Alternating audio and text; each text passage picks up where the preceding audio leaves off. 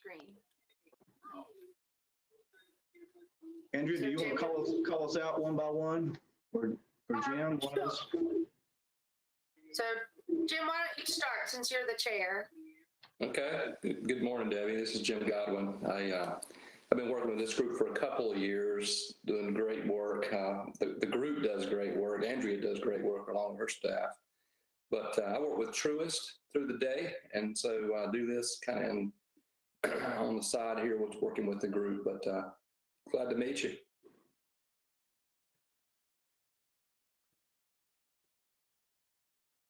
Okay. Tim, you want to go? Sure. Yeah, this is Tim, and good morning, everyone. And hi, Debbie. It's good to see you again. Good to see everyone. And of course, I work for City of Winston-Salem in the Community Development Department, and enjoy working with you all and meeting with you each month. Okay. Shane, you want to go next? Sure. Good morning. I'm Shane Atwood. I am the Social Services Representative. County for over 2 years, been on this commission about a year, and represent all things social services. Thanks, Shane. Larry, you want to go next?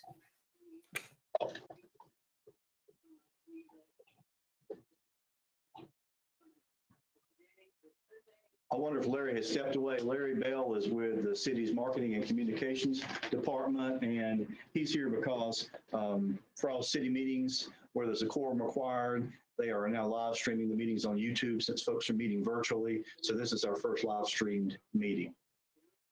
Excellent. Susan, you want to go next? Okay. Thanks. Sure. This is Sue Apt, and I work at Wake Forest School of Medicine. I'm going to try to mute before you hear the trombone playing in the background. And Laura? Hello, my name is Laura Lama. I work at the city, and I've been invited today to present a little bit about the homelessness services data that we have. I had too much. Raheem, you want to go? Hey, good morning, everybody. I'm Raheem Skinner. I work for Cardinal Innovations, the LME MCO for the area, and I'm glad to have you this morning. Glad to be here. Great. Thank you so much. Alan, you want to go? Hello, Debbie. I'm Alan Pritchett. I'm a city appointed commission member on the Commission on Ending Homelessness. Very glad to be here. Okay. Thank you so much. Ron? This is Ron Hess. Good morning to everyone. I'm retired from the VA. I'm a consultant for the homeless program here in the city of Winston-Salem. And I've been with this community now about a couple of years. Great. Thank you so much. Kelly, you want to go? Hi, this is Kelly Church. I oversee the operations for the Housing Authority of the City of Winston-Salem. Great. Thank you. And Max? Yeah, I hope everybody can hear me okay. Good morning. I'm on the road today. I have an obligation with my son this morning. I chair the Continuum of Care and sit as a commissioner with this group to sort of form a liaison, a bridge, if you will, between the two organizations so that we can achieve some continuity. So that's me. Great. Thank you so much, everybody. So, Jim, I'll turn the meeting over to you. Okay, thanks for all that. Good to hear from everybody this morning. I can't see everybody on the screen, but welcome. So I know you've had a chance to see the minutes. Those were sent out a few days back. Hopefully everybody got a chance to read those. Can I get a motion to approve those? Yes, I'll make a motion. Hello? All right. Any opposed? All right, very good. Well, Tim, I know you've got a couple things on the agenda. Next, the CARES Act funding recommendations, and then the CARES Act flow of dollars. So I'm going to turn it to you to cover both of those, if you would. Okay. Yes, sir. Thank you, Jim. Okay. So, Andrew, are you able to give me the screen?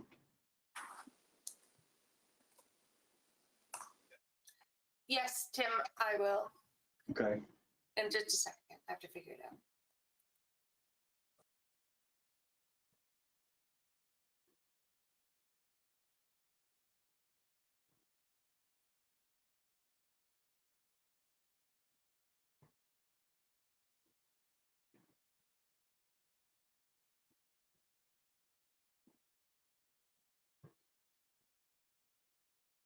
So I'll just go ahead and say a few words while Andrea's helping me get this screen share. And the first thing I'll say about it is that there have been several batches of CARES Act funds that have come to HUD programs this year. Typically, they're coming through existing programs that HUD has, like the Community Development Block Grant and Emergency Solutions Grant. You all have seen and made funding recommendations on a couple of these tranches of funds already this year. I want to say that this might be the third one that we've looked at. And after we talk about this particular one, we'll sort of summarize the groups of funds that we've had so far and what the status is. And so thank you, Andrea. Let me get that real quick and have the screen up. Yeah. All right. Okay, so we'll start on this screen in just a second. But just the background is this particular tranche of funding, and by the way, tranches was a new word for me in 2020. You know, of the many things we got in 2020, I got this new word, and it just means a batch of funds or a pot of funds. So in these HUD programs, they've had several tranches of funds in some cases. And where we are now is that the city has an entitlement of Emergency Solutions Grant funds, ESG funds, from HUD. This is the second tranche of ESG funds. So I'm calling it ESG CV2, ESG, Emergency Solutions Grant, Coronavirus Funding, the second tranche. So the first tranche, I believe, that we looked at earlier in the year was $660,000. There was also some community development block grant funds that were there for homelessness services that were included in that first batch. And then there was some state funding from ESG CV1 that the state has. We've already processed that. And now this is the city's second entitlement. It was a little over $2 million. So what we want to do today is this. We're having this funding process, and as our COC's governance charter lays out, there are several steps in the process. The first step was that the Continuum Cares Rating Panel, which is a group of citizens, met last week and they looked at the applications that were received. They have made a funding recommendation. The next step after the rating panel recommendation is that we went to the Continuum Care membership itself. Max led that meeting on Tuesday of this week. And those agencies are, by and large, a lot of the agencies that are submitting these proposals, so they don't actually vote, but it's an opportunity for them to review what's being recommended, which in some cases is their own applications, give comments back, ask questions of each other about how things are going to work. And in some cases, these proposals work together among these agencies and they're collaborative efforts. So we've got a great group. I want to give it to Andrea. This year, she's really pulled us together to address the COVID-19 pandemic. I've never seen the Continuum Care membership itself be more tight-knit than we are now, ironically. So really appreciate that leadership, Andrea. Thank you. So you're welcome. And so what we're going to do today is look at this batch of ESG funds and try to get a funding recommendation from you. So what I'm going to do is I'm going to use my spreadsheet, and I'm not going to ask you to try, you know, I know I sent out a summary to you of the proposals and gave you access to the proposals. I hope through a Dropbox, and I hope everyone got that and had a chance to look at them as much as you want to. So there'll be opportunity for questions today about any particular one. And what I want to do is give you a sense of how much money there is, the amount of proposals that we received, and the number of proposals. And then we'll look at a couple of major pieces that are collaborative efforts that fit into the funding picture. And then I really want to walk really quickly through the 14 projects and tell you what was requested and what the panel has recommended for each of the 14. So then we'll have time for questions and comments, and we'll need to have a vote of the commission on a funding recommendation today. Okay, so interrupt me if I get off base or if I use jargon, or if you need to interrupt me. So the first thing I'm going to do here is just show you, this is the list I have on screen, the list of the 14 proposals that we received. It's in a spreadsheet. All I really want to say about this part of it is that we received almost $2.6 million worth of proposals, and we have just a little over $2 million available. So in fact, the difference was $552,000 to $570. Too much of proposals for the money that we have. The other thing I want to mention about this is I used this spreadsheet for myself and other staff in the panel to walk through these proposals and think about the HUD notice that came out at the last minute after we received the proposals. And what that HUD notice asks us to do is to make sure that we can tie this to coronavirus. The language in the notice is the eligible activities have to be to prevent, prepare for, or respond to coronavirus. So the proposals that you will see here in the recommendations will be, that will go forward, will do one of those things, okay? So that's all I really want to say about that, and you'll see a little bit more about the proposals as we go through it and can think about that aspect of it. Other than that, the eligibility is just based on the basic ESG program eligibility, which typically covers emergency shelter activities, rapid rehousing, and homelessness prevention, among a few other things, but those are the key ones we'll see here today. Any questions so far? Okay, so that's this tab. Now I'm going to go through two major pieces of the proposals that are really collaborative efforts, and they will eventually feed into the big picture of the 14 projects, but there'll be individual projects of a few agencies that will work together. One of them is in rapid rehousing, the other is in homelessness prevention. So first I'm going to cover the rapid rehousing piece. So what I'm going to show on my spreadsheet is how we estimated how much of the money would be needed for rapid rehousing. So what I've got up on my screen is in the green part of my spreadsheet, it shows how the continuum cares policy applies to spending caps per household based on different household types. And some of the household types are 1 to 2 person household, 3+ person household, chronically homeless households, other highly vulnerable households, and then the medically fragile. And so the amount of the cap actually goes up depending on how vulnerable a household is deemed to be. And using that schema, we were able to say, well, we have this number of staffing proposals for rapid rehousing programs. How much financial assistance will we need based on the capacity of those proposed case management programs? So in yellow on my screen, I'm showing that Bethesda Center for the homeless proposed to have 2.0 full-time equivalent rapid rehousing case managers. Salvation Army is proposing 1 rapid rehousing case manager. So that's a total of 3 case managers. Typically, we think of case managers being able to take an average caseload of 20 cases, 20 households at a time. I think the safest thing to assume right now is that a case would last for a whole year and the funding is for a year. And then if we're able to serve more through turnover, then great. But a conservative estimate would be to say it's going to take 12 months of assistance. So that takes one of the numbers out of the multiplication here. So if we have 3 caseworkers, and serve 20 apiece, we can serve 60 folks. How much financial assistance would we need?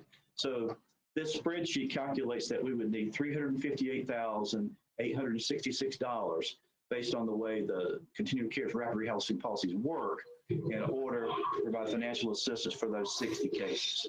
So what will happen is when we get to the big picture tab of this spreadsheet, you're going to see a proposal for Salvation Army, a proposal for 47,000. You'll see a proposal for 1 staff. You'll see a proposal from the Bethesda Center for 2 staff for $100,000. And then you're going to see that there's financial assistance, and our friends at United Way, as they have done for many years, have proposed that they would administer the financial assistance pool on behalf of the rapid rehousing agencies. Now, what that does is it means that we don't have to try to figure out exactly how many cases each agency will do or what households each one will serve, but we're able to do it in a uniform way, administer the assistance in a uniform way.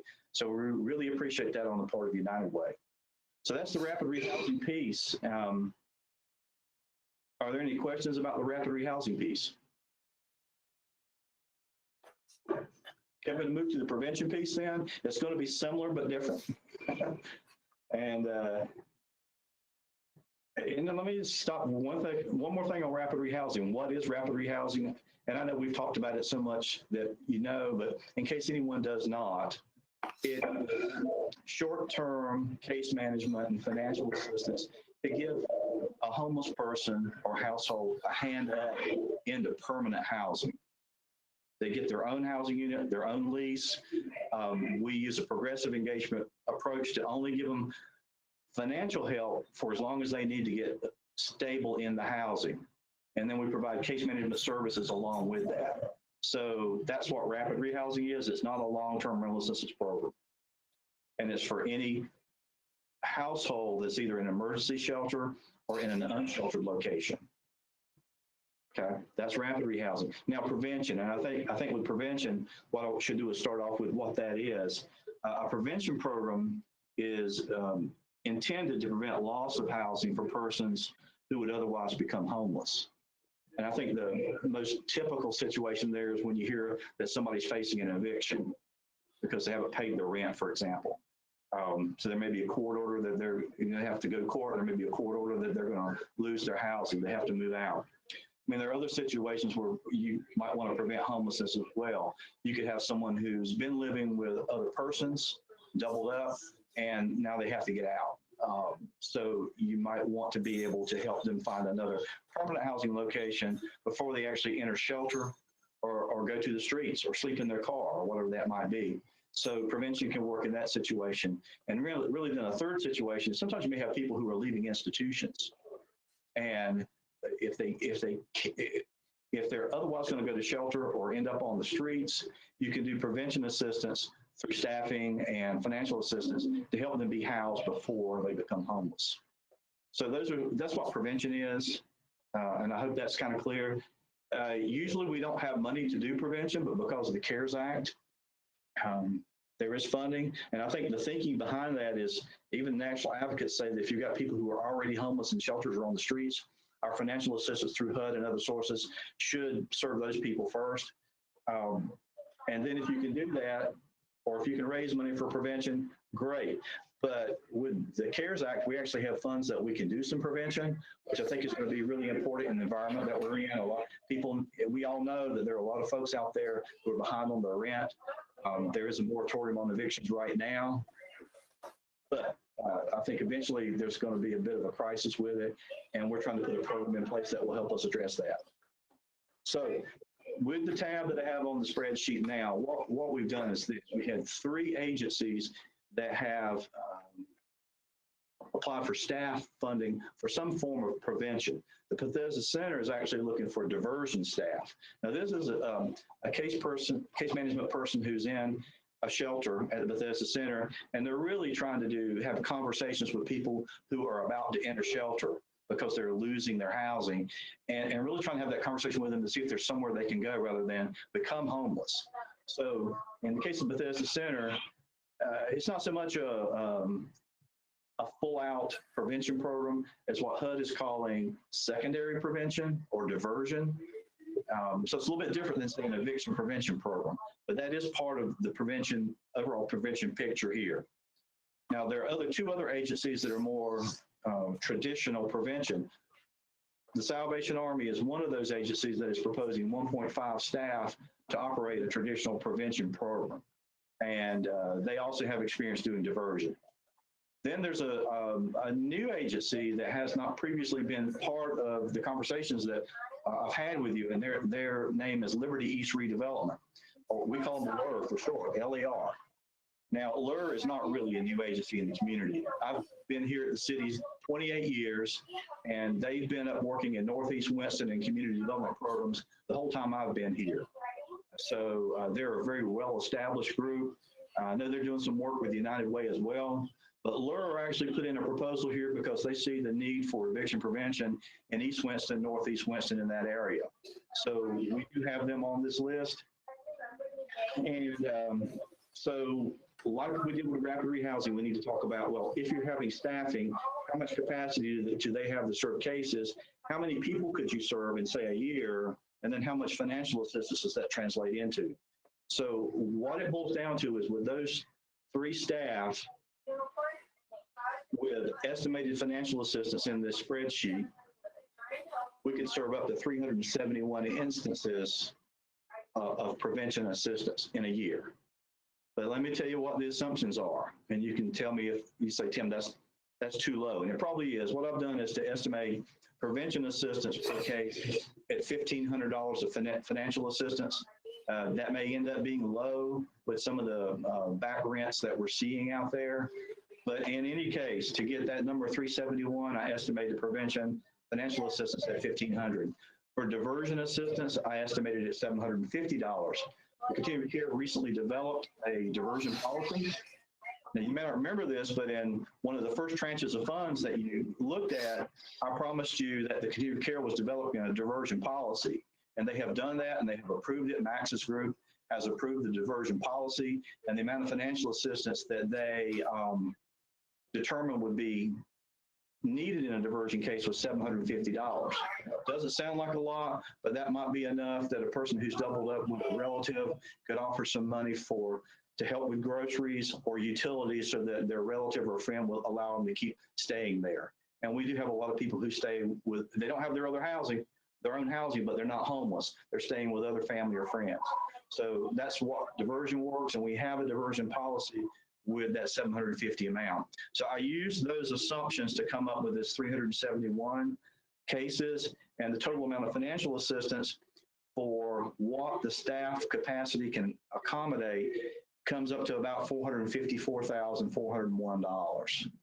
Okay, so what we're going to see here is that as we go to the big picture spreadsheet with the 14 projects, these projects will be among those, and the United Way amount, and again, United Way would be able to cut checks to landlords and utility companies for us as needed, would be $454,000.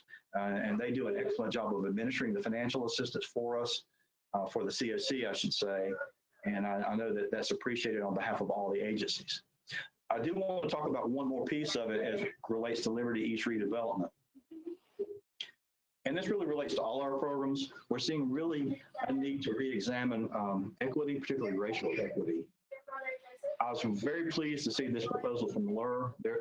Our staff has been very familiar with them over the years, and to see that they're interested in making sure that people in East Winston and Northeast Winston have awareness of prevention assistance and the opportunity to access it, it's a great opportunity for us to make sure that we can address that. So there's been a lot of information coming out about prevention assistance this year. One really cool thing came out from the Urban Institute, where they created an index that's based on the need or priority by neighborhoods. And what their index does is it targets prevention resources focused on addressing inequities, prioritizing households that are most at risk, and targeting resources to neighborhoods with the greatest need. So I won't bore you with the details of what their index includes. It is in this particular spreadsheet I have here. I have it listed, and I can also get you the link to the Urban Institute's page about this. But what I do want to show you in the next tab of my spreadsheet is a screenshot of their map for Winston-Salem. And this is one of those maps where it has different shades for the level of priority or need. And the darker blue in this particular map are the areas with the greatest need. As you can see, you see the word Salem and Winston-Salem right above it. Right in the word Salem and right above it would be the Liberty East Redevelopment Service Area. And those are some of the darkest blue shaded areas in the map. And that means that they have a higher priority for this assistance. The next map I'm going to show is a zip code map. And roughly their service area is this 27105 zip code, but they would not necessarily be limited to that. So what we hope we'll be able to work out here is to provide training to them on this program, have them largely working on promotion and assuring access to the program for people, but also doing some partnering with the Salvation Army, which is the other staff program, will be the other staff program recommended here. And they have lots of experience running emergency financial assistance for eviction prevention over the years. So with those two agencies, we think we're in a really good position in a couple of different ways. A lot of experience from Salvation Army in serving the whole community, and through Liberty East Redevelopment, making sure that we can address equity. So that's a lot. That's the prevention piece. And I'll pause for a moment in case there's comments or questions about prevention. Tim, can I ask a question just to see if I understand the process? So, Sure, Sue. let me see if I can ask the question even properly. So each, like Bethesda Center and these different groups, they're requesting funding for additional case managers to deal with the increased numbers that are as a result of COVID. Do they also actually get the financial assistance money, or does that money sit somewhere else and they just help them do it? Yeah, for both rapid rehousing and prevention assistance, that's where we're talking about United Way holding the big pot of financial assistance funds. So if, for example, in rapid rehousing, somebody is having a case manager is working with a client and the client needs a housing deposit paid and utility deposits paid, the case manager will, once they find out what the amounts of those are and what the actual bills are that need to be paid, once a lease is signed with a landlord, they will let United Way staff know the amount that's needed, who the pay needs to be on the check, and United Way will cut those checks. Andrea, am I getting that right? Absolutely. And just so you understand why we designed the rapid rehousing program this way, when we designed the rapid rehousing program in 2010, one of the things we were looking at in our community was how housing money was being spent overall.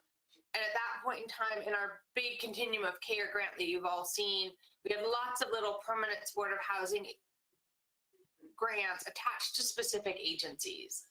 And some of those had staff, some of them had just housing dollars. But what would happen at the end of every year is each of those grants would have a little bit of money left over. Yeah. But if you put all those housing assistance dollars together, it was enough money to house more people. Right. So when we put together the rapid rehousing proposals, what we designed was a collective pool of the financial assistance money so that we can house as many people as we can case manage without leaving money on the table. Thanks.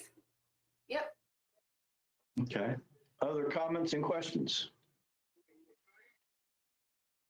Tim, this is Jim. Just a quick question, just to get a sense of what might be coming, right? Do you have any idea what the population of people who are behind on their rent payments looks like in the area? I don't. I don't know if Andrea or anyone else on the call may have that. I don't. Yeah. I know it's going to greatly exceed what we have here.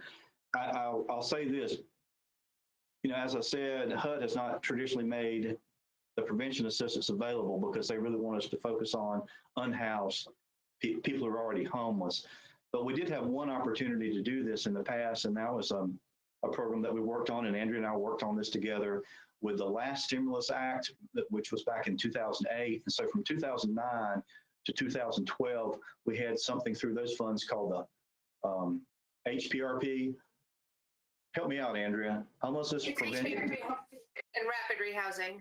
And rapid rehousing program. And that's actually really where we kind of cut our teeth on rapid rehousing, but we were also able to do prevention. And the money was not divided between those two activities. We could serve either one. So we put these programs in place in a number of agencies in the community, and it was just a landslide win for prevention. 80% of the money went for prevention. There's never a shortage of people who can't pay their rent. I have tough months sometimes myself. But the challenge with prevention is you really have to be careful about targeting. I think our charge in being responsible with this money is to try to have a process where we can say that the household would have become homeless without the assistance we provided. It's not just that they're a little bit short and having to make hard decisions one month, but they truly would have lost their housing. And not only lost their housing, they wouldn't have had anywhere else to go except shelter or the streets. Right. So we do this and we say it's 371 instances we can handle in a year. If people end up owing 4 to 6 months of rent, we're going to do many fewer households than that. So let's say it's twice as much cost per household, then we're only going to serve 180 households. Because the population of Winston-Salem, South County has a tiny amount of prevention assistance. What I am hoping is this, though. There are some other potential sources of CARES Act funding coming down, and we hope to have more money for prevention. So if we can just set up this infrastructure, and as we can get more money, we can expand it. More money for financial assistance, and if we need more staffing, add staffing. So I know I'm kind of skirting the question, is how many people are behind their rent. I know Laura Lama, who's works with us and is on the call today, she has an interest in this same question and has repeatedly urged me to let's try to get a handle on it, but we haven't gotten that handle yet. Right, I understand. It's difficult to get a handle on. Yeah. Thank you, Tim. Yes, sir. Yeah.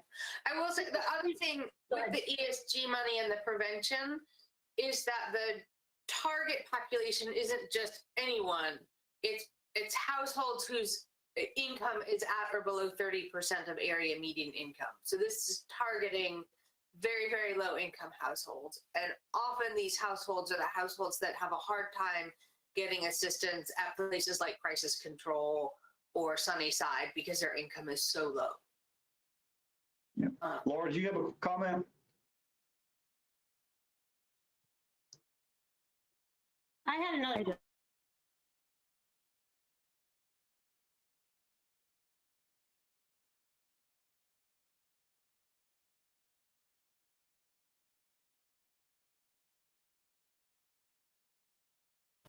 Who hasn't been paying their rent, and I know, it all goes upwards because they have mortgages to pay too. Is there a way to get at those numbers? I think that's a good idea, Sue. That's a good idea, Sue. And before I forget, there's actually today's the 17th at 12 noon, there's actually a Housing Loss Institute where there's a webinar. I need to look at the parties involved, but I think it's Wake Forest University, Winston-Salem State University, the Human Relations Office of the city is helping convene this. And there are a lot of parties who are looking at housing loss. And I believe that the group you're talking about, Sue, is involved there. There is another coalition, a city board and commission called the Affordable Housing Coalition. And actually it's just a city board, but one of the members of it is actually the president of that Triad Apartment Association. So, we do have some contact through that way with them, and we do need to do some more learning and data collection. Tim, one thing I might do, I'll see if I can learn from this. I'll check into it. We have our commercial real estate lending group, and we subscribe to, at the bank, we subscribe to a number of services through people like Reese or CB Richard Ellis. And so they may have some market insight that could give us an idea of what the total rent collection looks like. And maybe we could take that and pair it with some other data and get at least some idea of what it might look like. That would be helpful. Yeah, appreciate that. That would be great. I'd really appreciate that.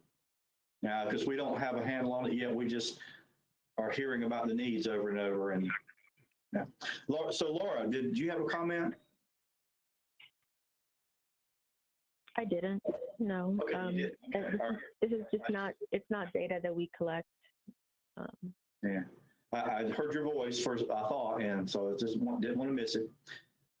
Okay, so other comments, questions?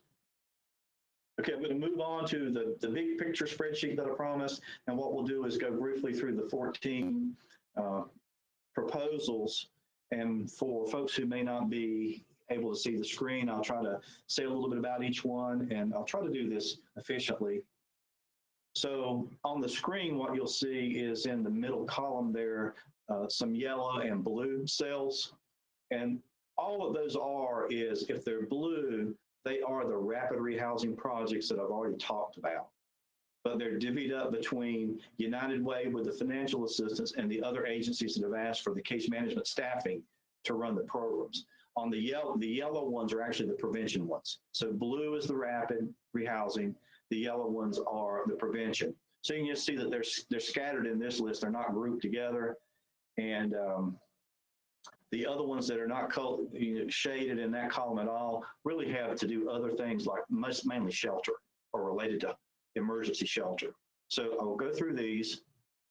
The first one on the list, Bethesda Center for the Homeless. they're asking for information technology upgrades, their computer system. And how is that related to coronavirus? It's going to allow their staff to have remote contact with clients who need service provision. It will also create kiosks, computer stations where clients can access services through mainstream and specialized service providers. So they're actually asking for $40,000 to do this and upgrade their technology.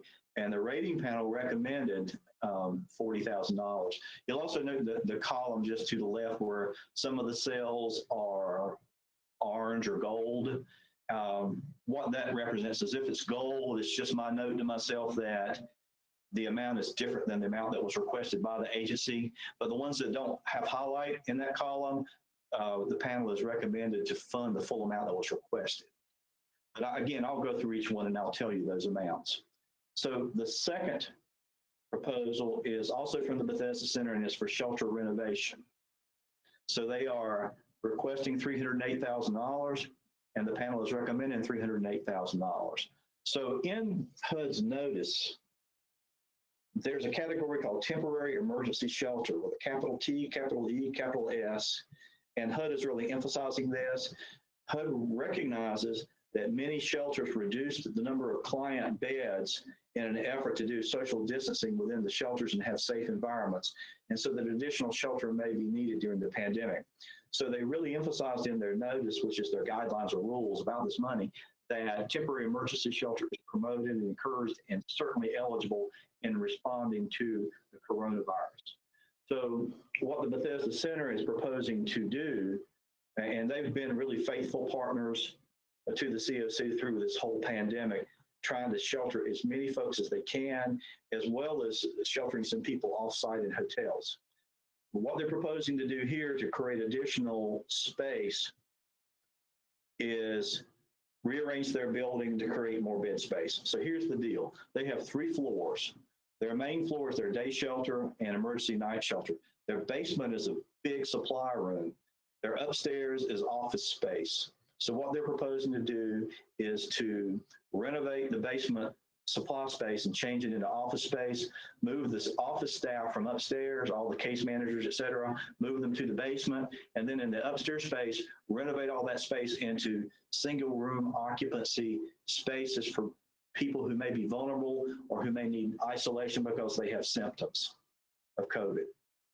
So they are, and I didn't know the number, I'm gonna have to look it up again though, of the space that they would have available up there. And that's their proposal. Okay, so please note any questions about these. Feel free to interrupt me, or you can jot down your questions and we'll hit them at the end, however you want to do that.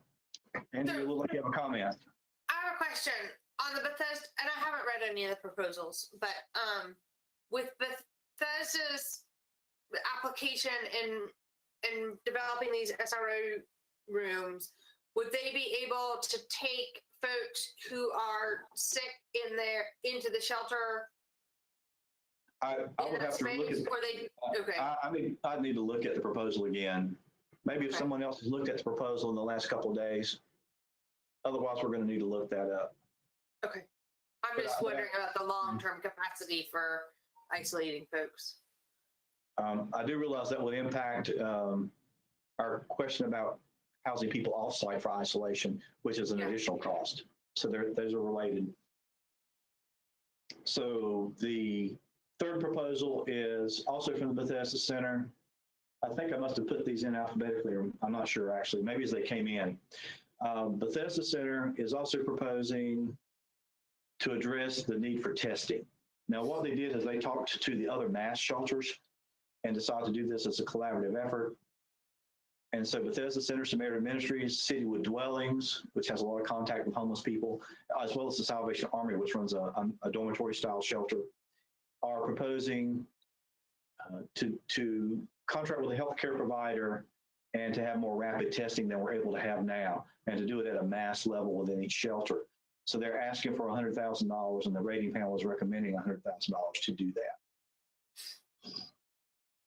Okay, the next proposal, number 4, you can see there's some blue in this row, and this is the Bethesda Center asking for $100,000 for the rapid rehousing case managers, for 2 case managers, and it's recommended to fund those 2 case managers. So those positions are cost out at about $50,000 each to include salary, fringe benefits, and a little bit of overhead, all the things that it takes to be a case manager, like having access to a copy machine and that sort of thing. So again, it's part of the rapid rehousing proposal that's with the other blue projects here. Let's see, the next one is the Bethesda Center, and it is a number of things together. I've colored it yellow because it includes that diversion staff person, which is so yellow for the prevention proposal. It's part of the prevention piece, but they also are requesting to purchase a mobile service unit, a van, to which they could do more street outreach and take their services to the street to where people are living in encampments.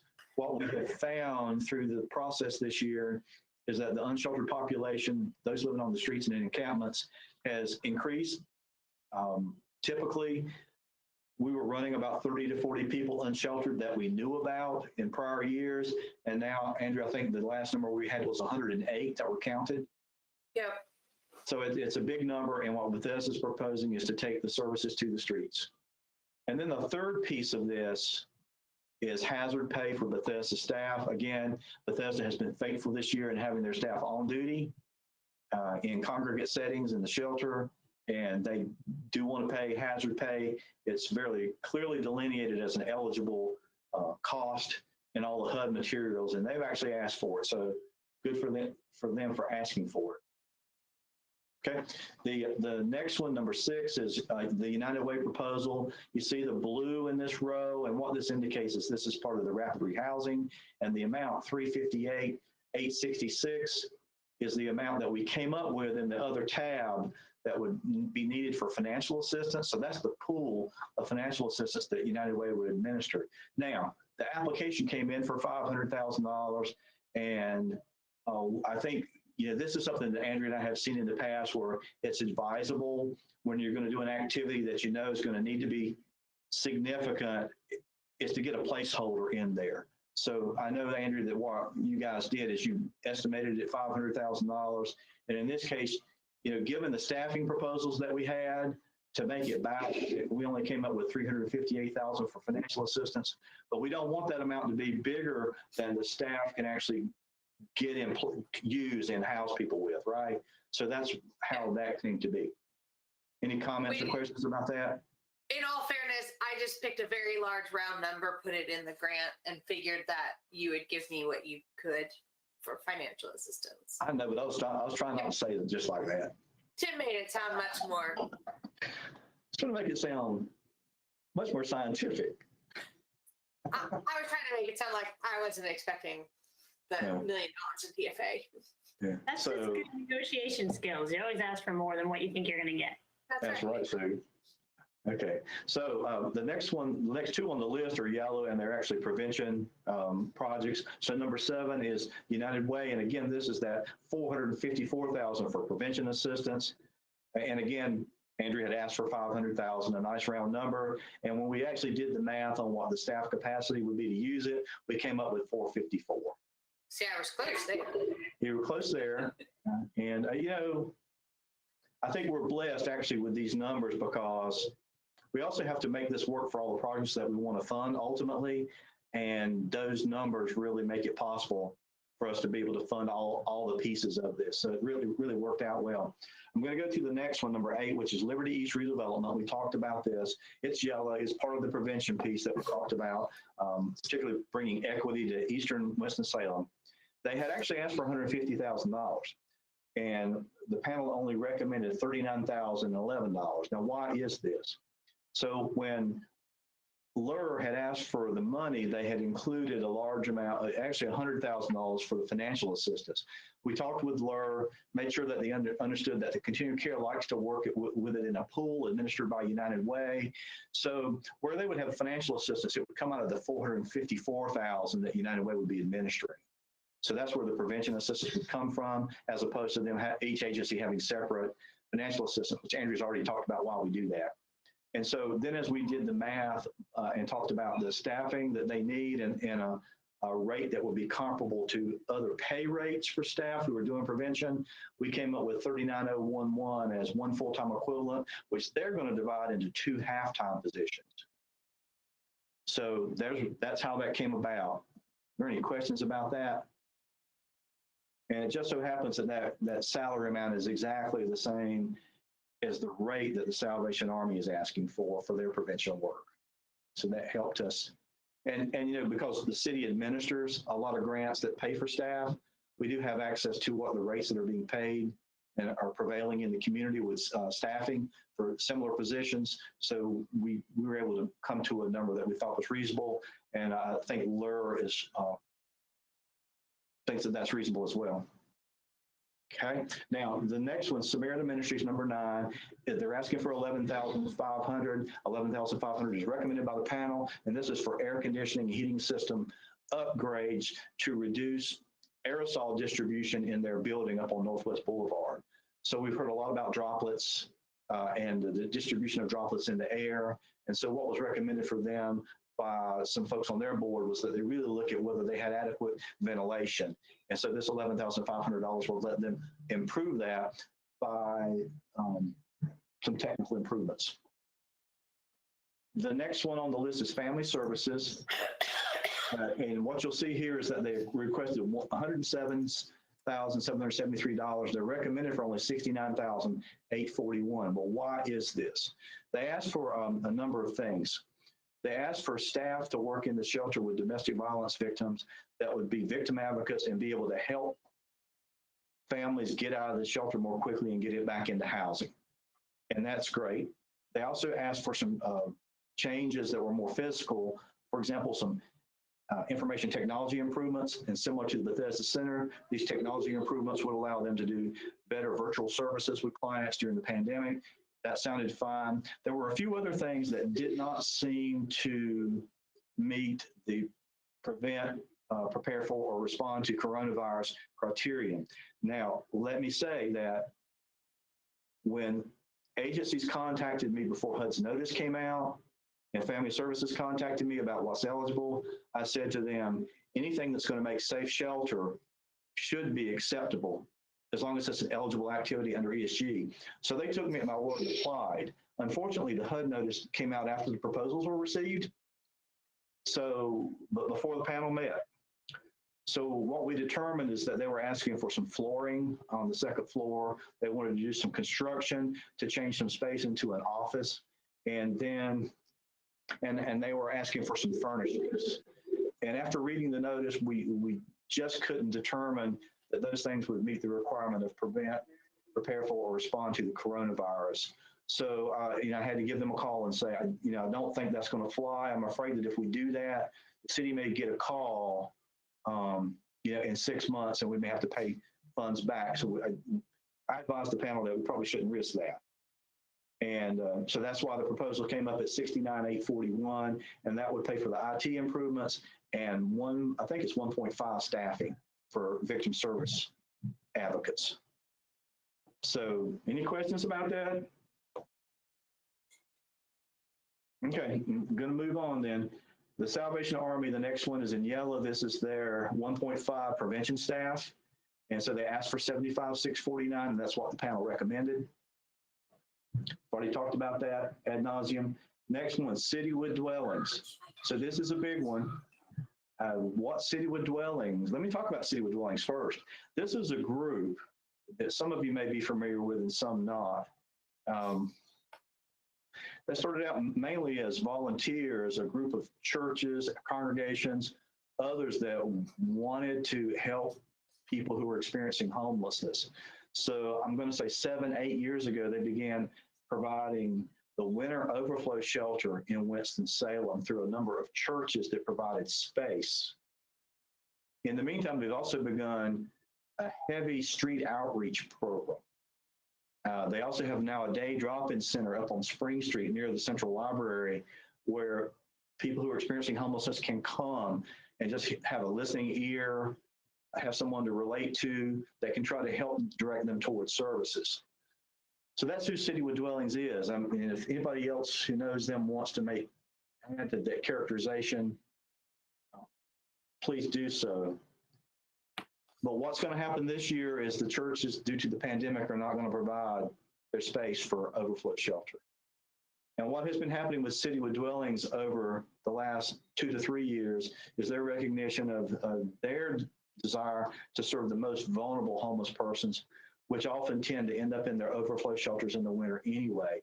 So what they want to do is to intentionally create non-congregate space, hotel space this winter, to shelter some of the people who would otherwise be on the streets and perhaps would not be able to get in and stay in the other regular shelters, up to 40 people, most of whom are experiencing mental illness and or substance abuse disorders.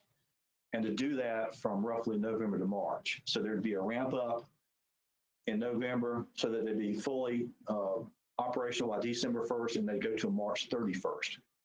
And what they proposed was $545,385.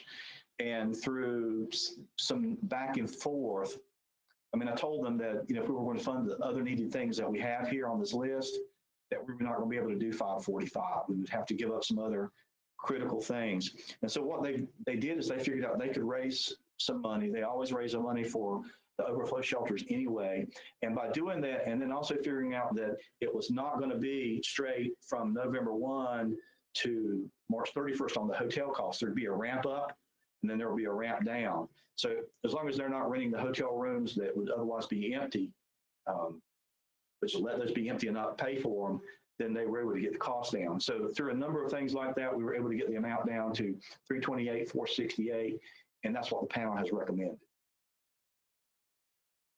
Okay, so that's. Tim, I have a question. So all that money's going to be spent renting hotel rooms from obviously that belong to someone else. They're not actually going to acquire a space that they get to keep.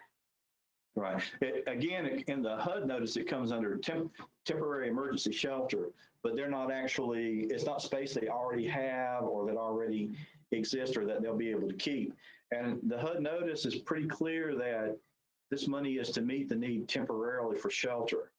So in the case of Bethesda, they will make changes to their building, and it'll remain changed afterwards and be able to be used in the case of, and that's fine under the notice.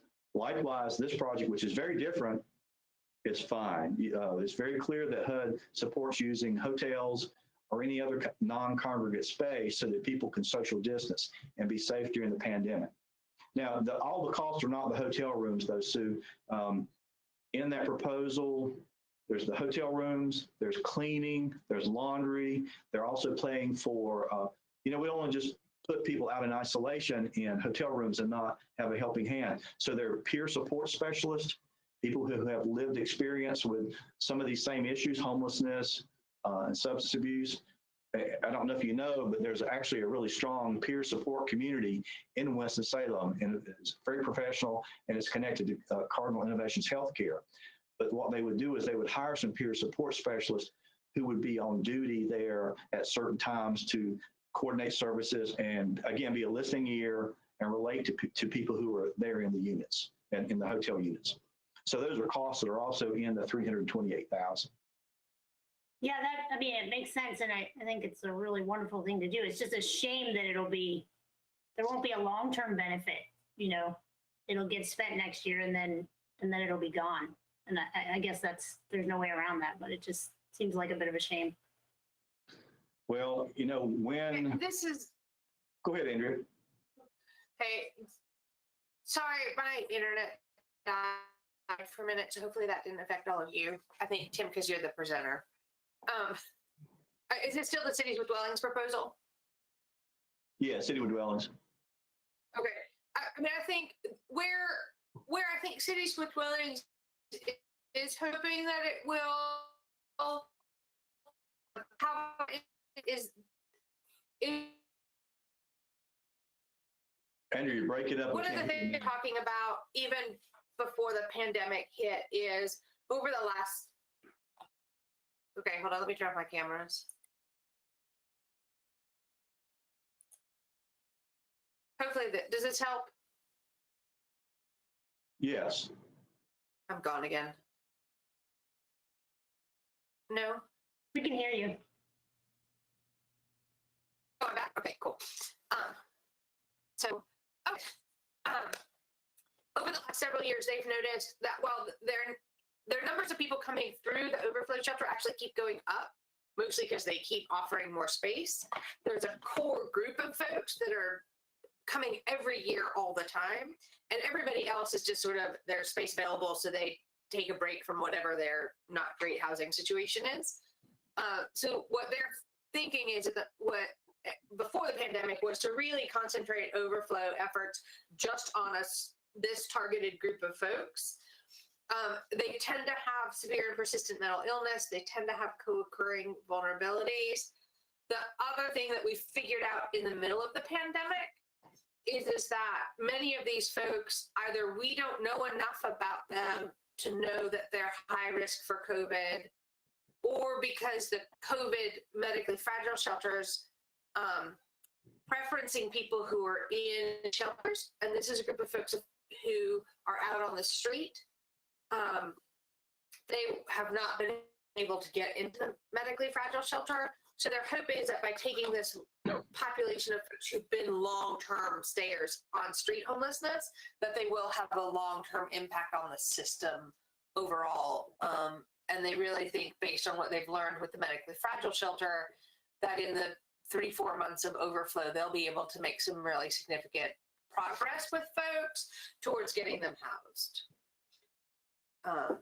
So I think even though there's this one shot, and with this funding, one, it'll have a big impact on these 40 folks who are long-term stayers, but then it may remodel how they do overflow going forward. That's a good point, Andrea. I mean, what I hear over and over from my supervisors is, well, we need to be housing people. And, I think that they have an intention to do that here. I think we do need to recognize that it is some of the most vulnerable people in the community, and it takes a lot of support to house some of the people that we're trying to house right now. Not just this group, but really, as we prioritize folks for housing, we're prioritizing the most vulnerable. And I think I really had to make my bosses aware that when we do that, that's who we're focusing on, and we're not housing other people, because our system only has so much capacity. But the nice thing about it is, with these CARES Act funds, not just this batch of funds, but the other couple of batches that we've worked on, we've included other rapid rehousing and some permanent supportive housing resources. So we do have more capacity now to house people. So I'm, cautious about the Citywood dwellings, these 40 people, and whether they'll get housed within 5 months, given who they're trying to serve. But I am hopeful, at least, that they will make some progress toward housing for those people. Okay, yeah, I'm so just asking out of curiosity, really.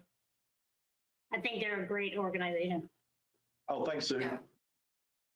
I've been impressed with them as well. They certainly have commitment and staying power, which is what I look for if you're going to invest public dollars through an organization. Okay, so there's a couple more on the list. The next one is the Salvation Army's Rapid Rehousing Case Management. For 1.0 Rapid Rehousing Case Manager, we talked about that. They asked for $47,381, and that's what the panel has recommended for funding. Okay, and then the final project is also at the Salvation Army. And what they've asked for here is some really minor shelter renovation. They asked for $4,140 to improve the garage door and entry door for their supply area in the basement of their building, the Center of Hope on Trade Street. So the panel has recommended funding that at $4,140. And the way it's tied to COVID, that's the question is, it was for me at least, that is the area that we're receiving a lot of supplies now for agencies, personal protective equipment, sanitizer, bleach, all kinds of disinfectant, and they're receiving a lot of that as well. That is their storage area for those materials, as well as for their food pantry that they have there in the shelter. So I think we can justify that it does respond to coronavirus. And it's a modest request. So those are the recommendations. And what you would see at the bottom of my spreadsheet is that it comes out to the penny to the amount that we have available, which is $2,047,257. So that's how all of these amounts tie together in one big pie. And that is the recommendation that's put forward by the rating panel for your consideration. Tim, appreciate you walking through that. I think you did a great job summarizing a lot of work there. So good job with that. So I guess we're ready to entertain a motion, if I could get one.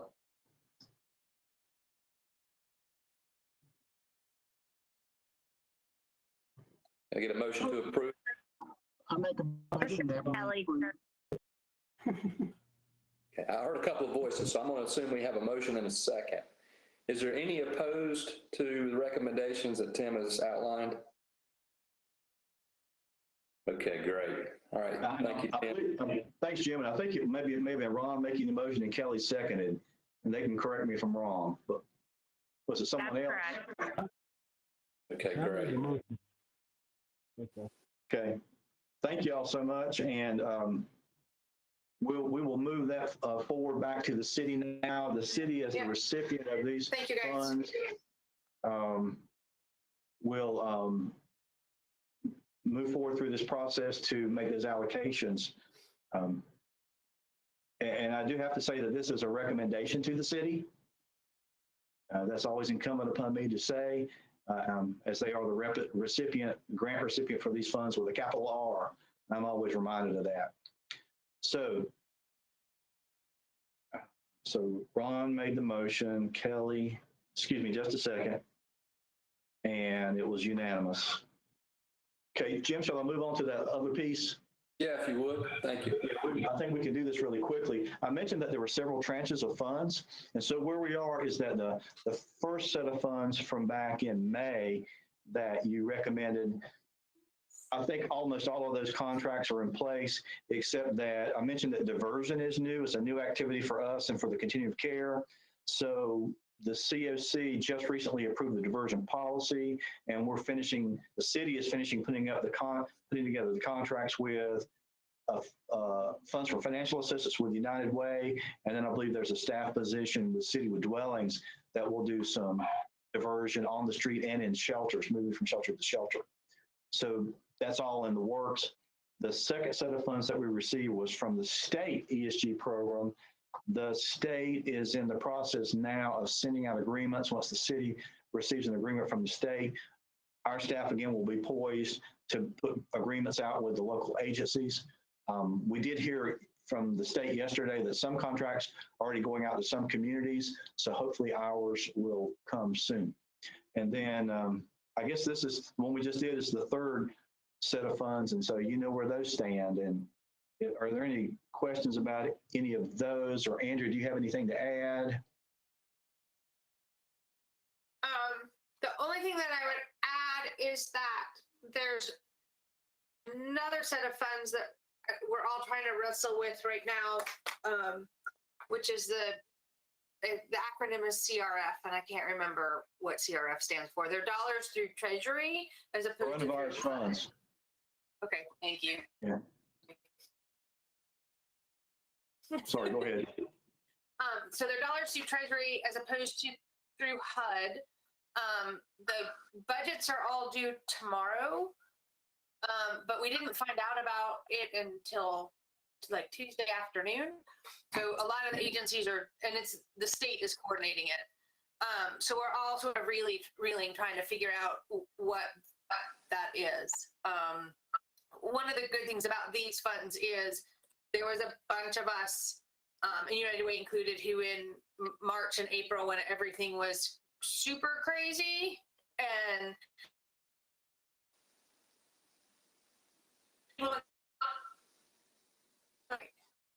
like put people in their hotels. We'll figure out how to pay for it at some point. So all of these funds are retroactive, which will help cover some of the funds agencies put out and said we'll figure it out along the way, which is great because a lot of folks went out on the limb trying to make things right for folks without knowing how they were going to cover those costs. And the other challenge with these funds is that while they're retroactive back to March, they have to be spent by December 30th. So next month, I'll tell you a lot more about it. Today, I'm going to figure out what United Way is going to ask for. Probably some focus.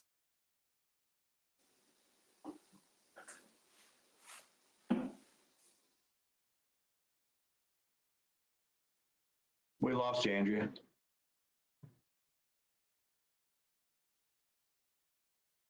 Let's give her a sec.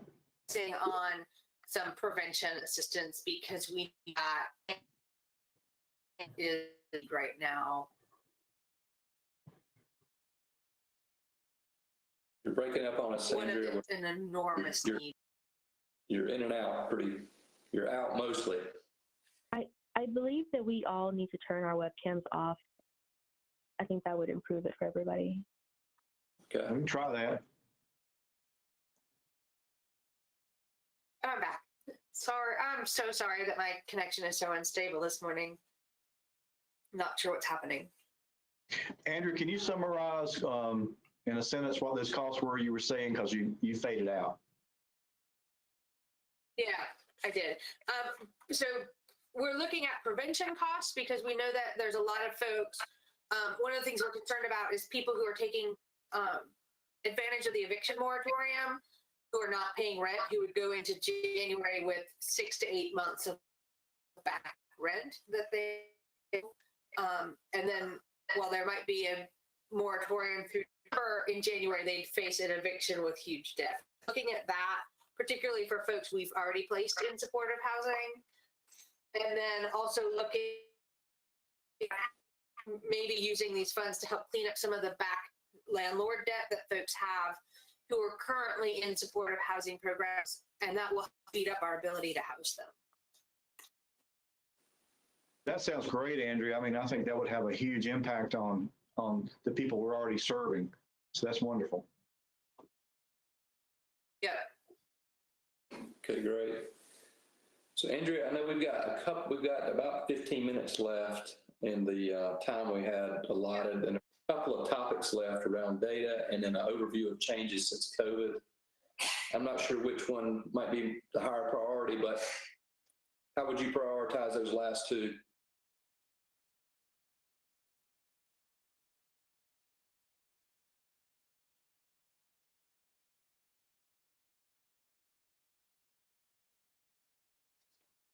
I think we lost Andrea. Yeah. We lost you, Andrea. We didn't hear you. Yeah. And in case I forget that, excuse me again. Okay. I prioritize Laura, and Laura is now the host and the presenter. Okay. All right. Thank you. So Laura, I'll turn it to you. A lot of the changes you heard Tim walk through in his presentation. Okay, great. Thank you. Can everybody hear me okay? Yep, we can hear you now. Thank you. Okay. So thank you for inviting me to present today. I wanted to take this opportunity, since I know that some of y'all are new or relatively new to the board, and we are going to have a new audience to this recording. I did want to provide a little bit of an intro. I don't know if I've ever done this. An intro to the data that we do have, just because sometimes it can be hard for people who don't work with this data all the time. It can be hard for people to know what data do we have and what data do we not have, what do we collect and what we don't. So I just wanted to give a very, very intro level presentation on what the homelessness services data that we have access to is. So some of you may know that our data comes from something called the Homeless Management Information System, and we call it HMIS, or at least I call it HMIS. And it's a database system that is used throughout Winston-Salem, Forsyth County continuum of care. And continuum of care is a HUD term that is basically the network of agencies or programs that serve homeless people in the community. Oh, and if at any point you have questions, feel free to stop me. So what is HMIS? So like I said, it's a database and a reporting system, and it's used by agencies who serve the homeless people of this community. HUD establishes a very strict list of data that is to be collected and reported on for all programs that use HUD funds for these specific HUD funds, which are for homeless services. And HUD also requires various different reports to be submitted throughout the year. They provide the specs for the reports. Our software vendor makes the reports, and those are the reports that we use to both the submission requirements and then also for our own local purposes. So who is entering data into the HMIS? So agencies that receive HUD funds for homelessness services programs are required to enter data into HMIS. Agencies who do not use HUD funds but run similar programs for homeless people can voluntarily enter data into the system.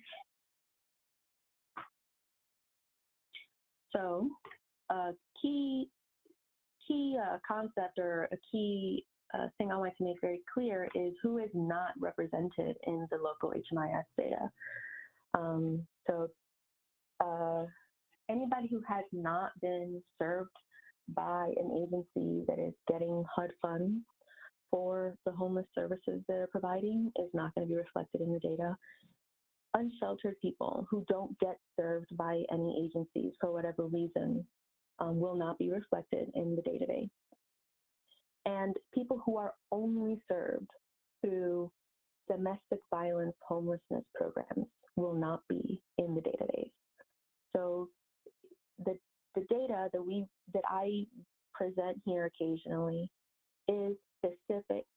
It's specifically reflecting the programs that receive certain types of funding who use HMIS. So there is a little bit of a gap in terms of the data that is the people who are represented in the data and all the people in the community that are experiencing homelessness.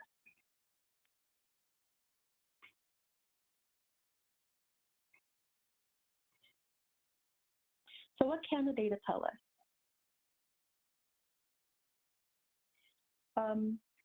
Simply put, the data reflects how individual programs are serving their clients and how the system overall is performing. So when I say system, I mean the programs that serve people at the so-called like the beginning of their homelessness journey, which oftentimes is the shelter, maybe a transitional housing program, maybe a street outreach program, right? They're the programs that deal with people right when they are either just become homeless or they are right in the thick of their homelessness. And then we have programs that serve people as they try to acquire housing. So we have the case management services that are provided, financial assistance. And then we have permanent supportive housing, which is a program, it's a long-term rental assistance program for people who have disabilities. So that program can last a long time. So when I think of the system, I'm thinking as a sort of a spectrum of the types of services that are provided through the HUD funds.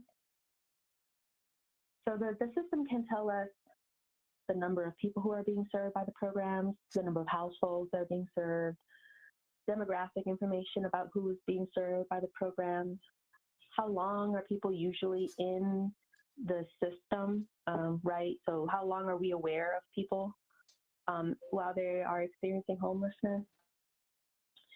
We can learn a little bit about the situations people come from. So we do ask very minimal, but we do ask some questions about people's housing before they enter a program, and then obviously we try to collect information about where people go when they are exiting a program. And we are becoming more and more able to understand the outcomes for people served by our program. And we're becoming more and more able to understand the outcomes for different types of people that belong to different groups. HUD has recently placed a lot of emphasis on evaluating our system with a racial equity lens. So what does that mean? That means that we should be looking at our data and trying to find disparities in our data, the disparities between people of different racial categories, and evaluate what are the different types of outcomes for people in different racial and ethnic groups. And we are getting access to more sophisticated reporting tools, where in the past we have been very limited. But we are getting access to some more sophisticated data tools that are allowing us to see whether Group A and Group B have different outcomes. So that will be something that we will be looking at more in the future. So like I mentioned earlier, there are major reports that we submit to HUD throughout the year. So these first two are, I think, some of the oldest reports. The housing inventory chart is a one-night snapshot of all of the, what we call beds available in Winston-Salem, Forsyth County that are specifically for homeless people. So these are beds that are specifically made available by programs for people who are homeless. When I say this is a one-night snapshot, it is literally the beds that are active and available or active on the last Wednesday of January. And we do this every year. And the way it works is we ask agencies to just tell us, shelters, how many beds do you have available? Transitional housing, how many beds do you have available? Rapid rehousing, we ask how many people are you paying rent for right now? And the same for permanent supportive housing. So that gives us an idea of how many beds, metaphorical beds, we have in the system. Point in time count happens at the same time, and it is like the other half of that. So we have the number of beds who are available to serve people. Point in time count is capturing one-night snapshot of people who are experiencing homelessness. So for the shelters, we ask how many people are staying in shelter tonight. Transitional housing, same thing. How many people are staying in your program tonight? And then volunteers are invited to help execute a one-night census where people literally go outside, and we work with street outreach teams who are knowledgeable about where people are living, and trained volunteers will go and look for people and ask them if they would like to volunteer to be counted.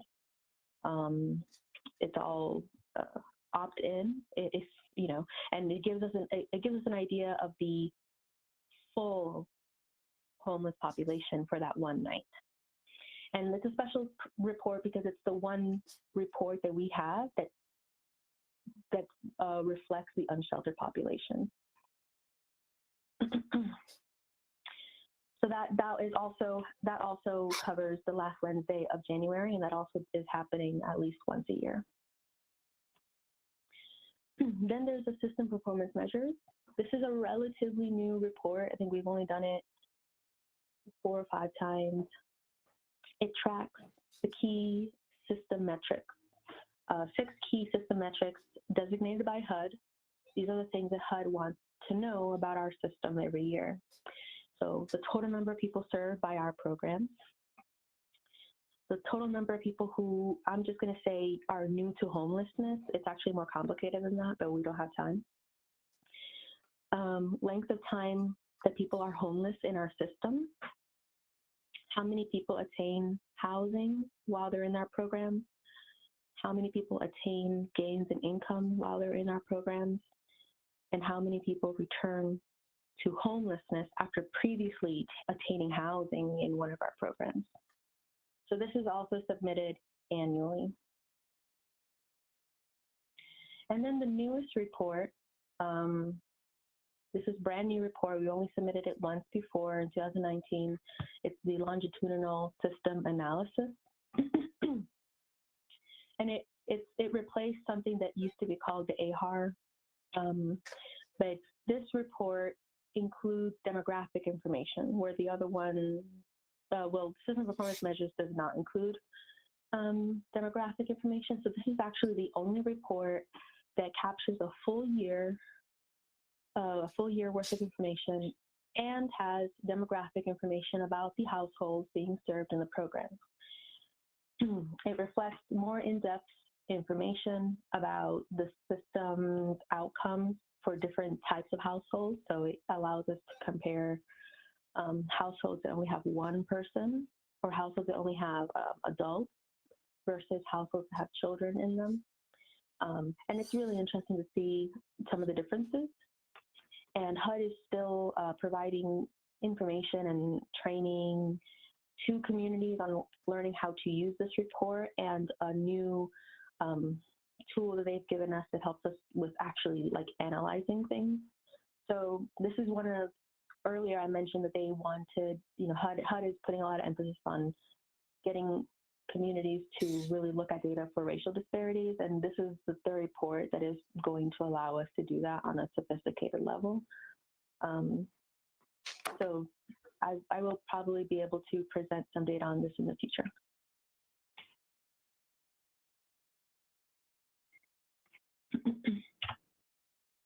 So what is HMIS used for locally?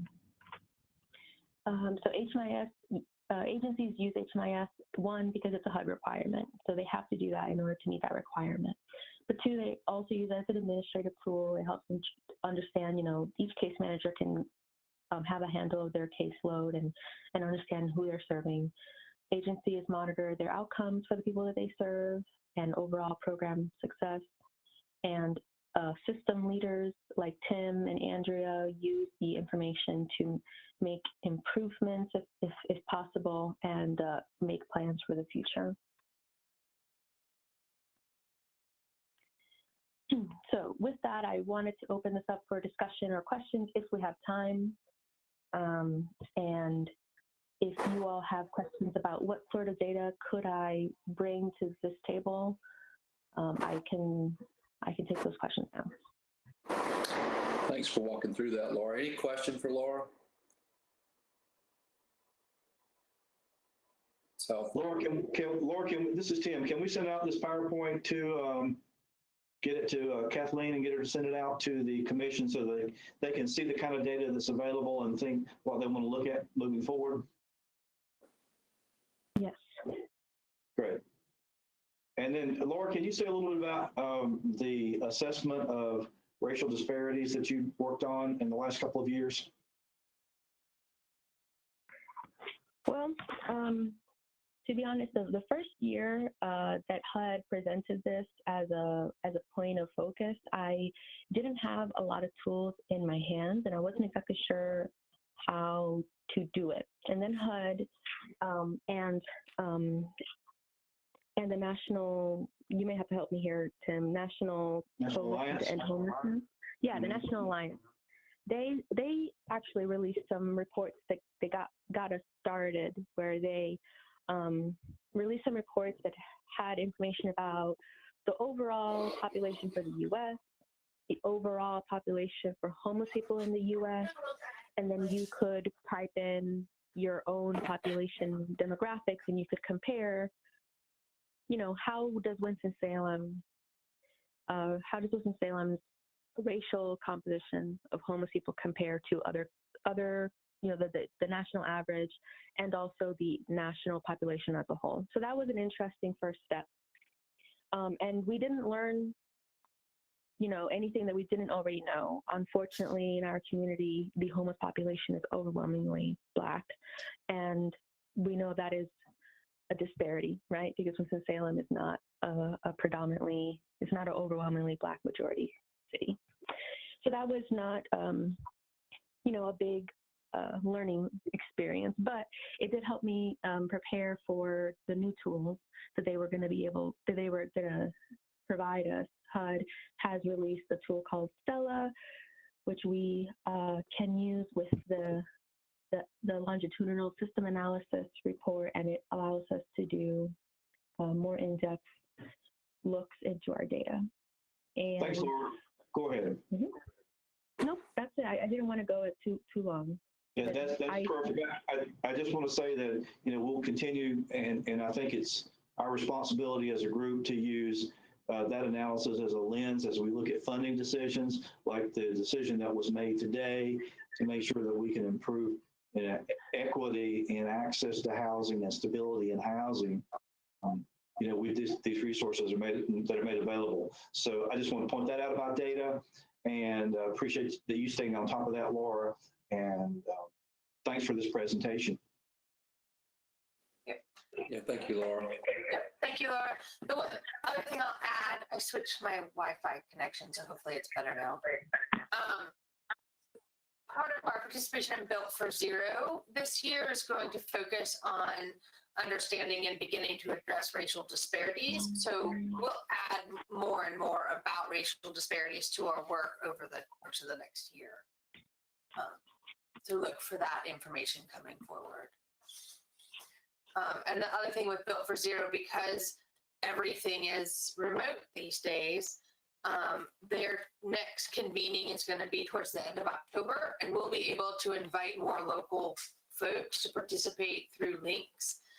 So I'll share that information with you, and if you can participate in any of the sessions, that would be great. I think you'll learn a lot from them. Thanks, Andrew. You're welcome. Yeah, thank you, Andrew. So, Andrea, is there anything else for the group here we need to cover today? No, I think we're good. I will send out, hopefully next week, just a brief presentation of some of the changes, particularly the financial changes that have happened in the COC since March.